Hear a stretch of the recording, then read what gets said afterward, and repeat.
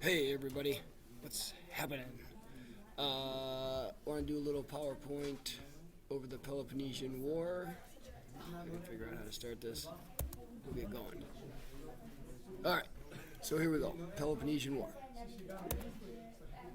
431 BCE to 404 BCE. So this is a long, long war. Alright, we're looking at almost 30 years here. And leading up to the war, what happened was, remember when Athens and Sparta defeated Persia, Athens took the lead in the Delian League. The Delian League was a military alliance to protect against the other Persian invasion.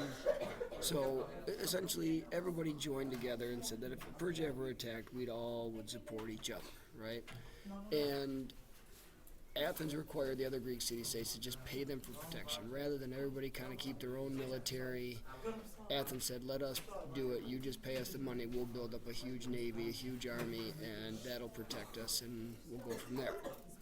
But after a decade, when Persia didn't return, most of the city-states were like, we don't want to pay you guys money anymore. And essentially Athens who was experiencing the height of their society, was like, no, you're going to keep paying us money, because Athens at the time was using it to pay for free plays and democracy and all the building of the Parthenon and all that stuff. All that was paid on the back of the other city-states paying them money.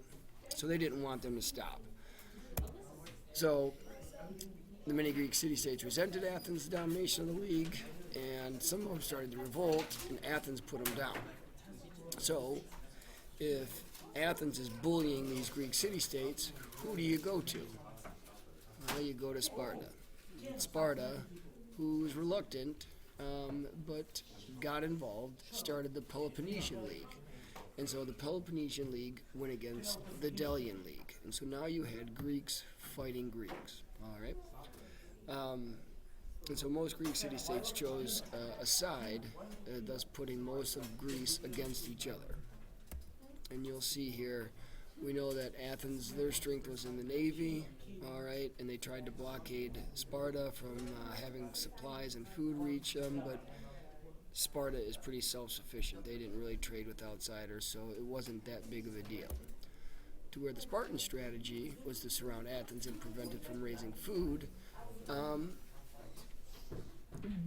was pretty successful, and you'll see that it's gonna cause a problem here. And here you can just kind of see that, like the green on here is the Spartan Peloponnesian League. You can see the lighter brown; those are members of the Delian League that stuck with Athens. All right. The darker orange also allied with Athens, and the white allied with Sparta. And so you did have some trying to stay neutral in there. But for the most part, for 30 years, all of Greece is going to be fighting. And if you look, it goes across the Adriatic Sea, and they go into Italy and Sicily there. So it is quite the war.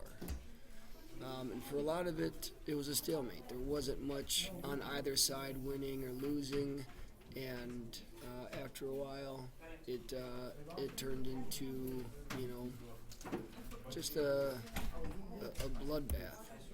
Finally, plague broke out in Athens, and it killed almost a third of the population, including Pericles, who was the greatest leader Athens ever knew.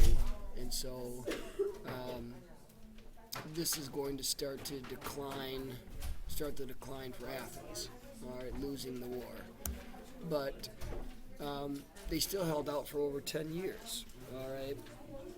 And finally, in 404, Athens finally fell to Sparta, and, were kind of put under their watch. For the most part, this is it for Athens. The glory and the greatness of Athens all came to an end after this, and pretty much because of their own greed and vanity and the forcing of people that, to pay them money.